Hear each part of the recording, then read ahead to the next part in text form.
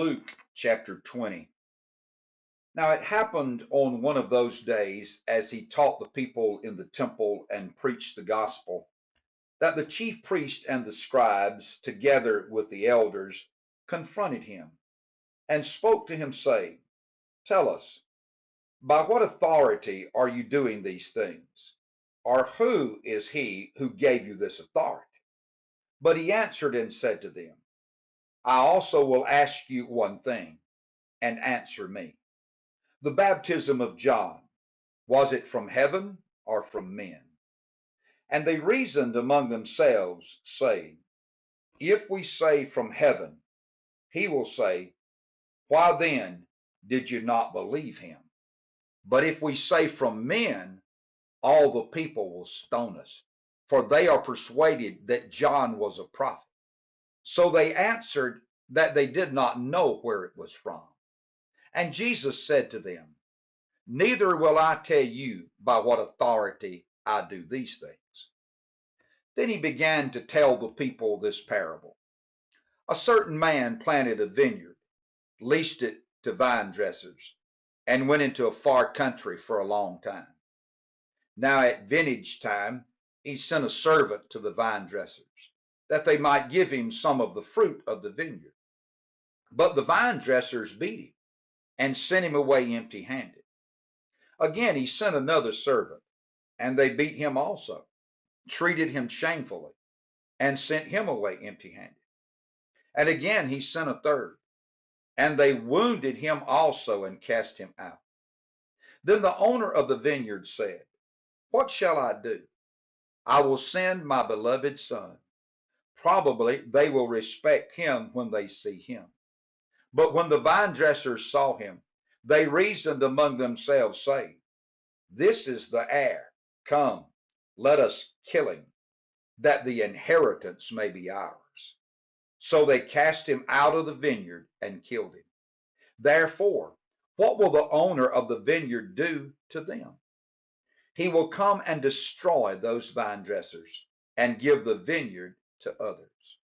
And when they heard it, they said, Certainly not.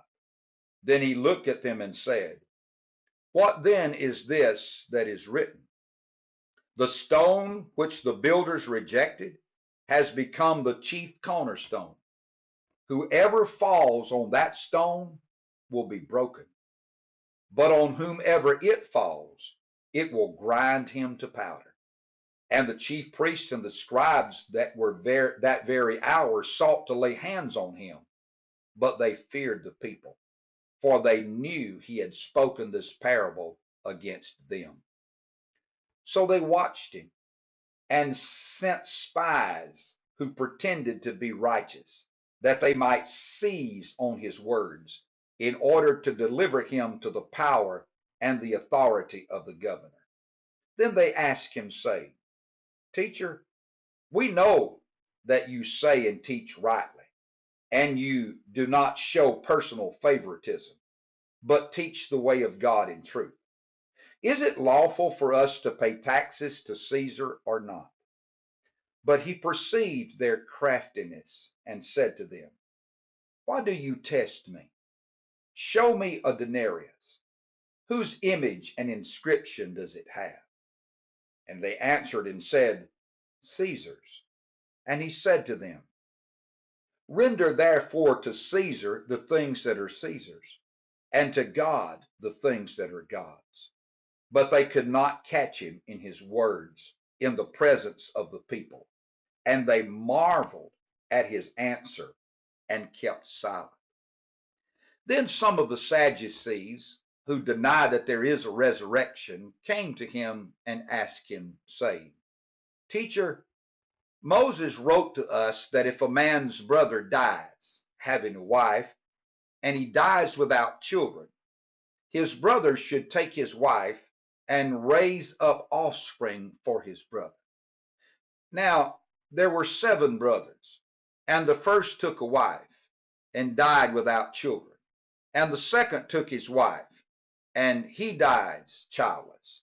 Then the third took her, and in like manner the seven also. And they left no children, and died. Last of all, the woman died also. Therefore, in the resurrection, whose wife does she become? For all seven had her as wife. Jesus answered and said to them, the sons of this age marry and are given in marriage. But those who are counted worthy to attain that age and the resurrection from the dead neither marry nor are given in marriage, nor can they die any more, for they are equal to the angels and are sons of God, being sons of the resurrection. But even Moses showed in the burning bush passage that the dead are raised when he called the Lord the God of Abraham, the God of Isaac, and the God of Jacob. For he is not the God of the dead, but of the living, for all live to him. Then some of the scribes answered and said, Teacher, you have spoken well. But after that they dared not question him any more. And he said to them, how can they say that the Christ is the son of David? Now David himself said in the book of Psalms, the Lord said to my Lord, sit at my right hand till I make your enemies your footstool. Therefore David calls him Lord. How is he then his son?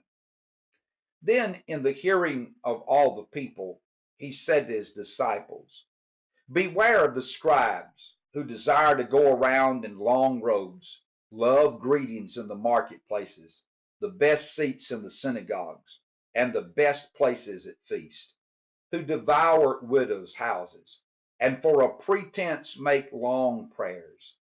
These will receive greater condemnation.